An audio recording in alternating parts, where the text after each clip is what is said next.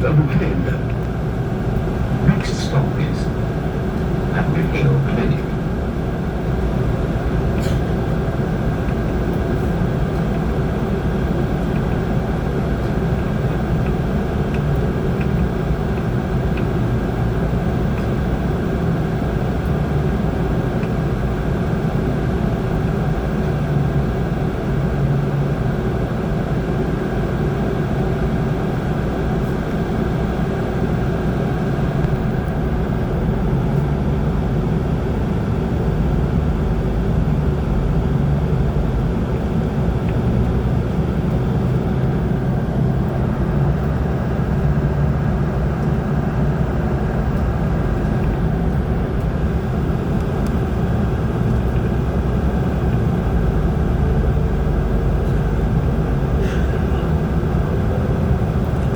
Nice mosque over there, guys.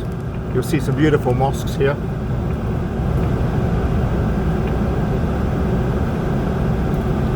Most homes have some type of a gatehouse, and of course they're well secured by walls.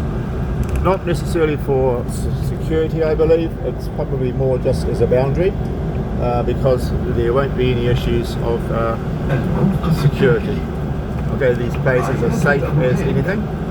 It's just sort of gives the finish, beautiful gates, part of the design of the whole property, and these will be lovely properties inside. If anything to go by what I've been inside some of them, they are a standard of living that a lot of us don't have, okay?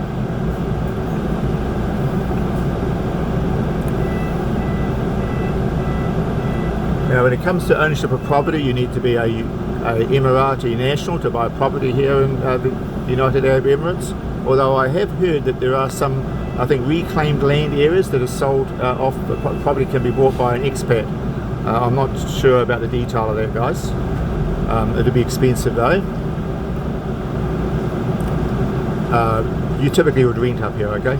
You pay the rent by the month and you'd rent an apartment, and it could be part of your contract package anyway if you're working up here. To work up here you need to be a professional, so you need to have a PhD or at least a master's degree in whatever profession that is yours, otherwise you won't get a job.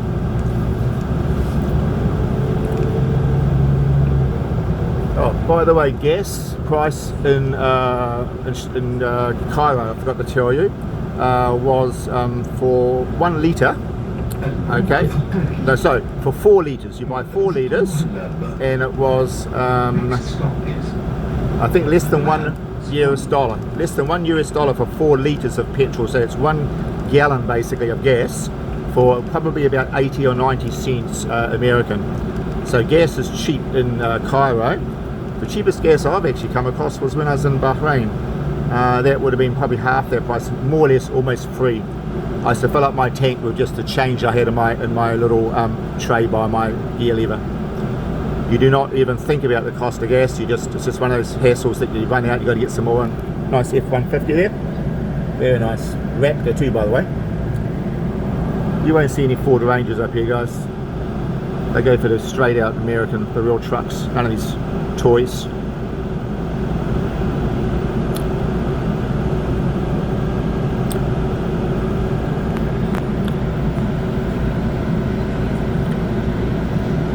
I'm really not too sure what the fixation in New Zealand is on these Ford Rangers.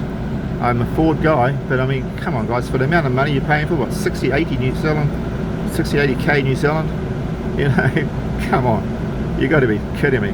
Just a chassis and a cab over on top of it, you know, double cab on a chassis, a few glitzy parts on the inside. Hell, it's only a ute, you know. You're going to spend a bit of money, buy yourself a nice sedan or an SUV, you know, muck around with some of these utes. You want to put your stuff, are you going to put your stuff outside on the bloody back? Every time it rains you're going to get covered in bloody rain, you're going to get bloody wet through trying to open up the back and get your bloody shit out. Come on, I really don't understand why. I'll tell you what though, they're going to be as cheap as chips in a while because so many of them will be on the market, especially when these new road chargers come into New Zealand. There's another Tesla. What a nice colour, looks like a burgundy colour, that one. I'll turn this one off soon. We're stuck in these bloody traffic lights for ages. There's so much traffic.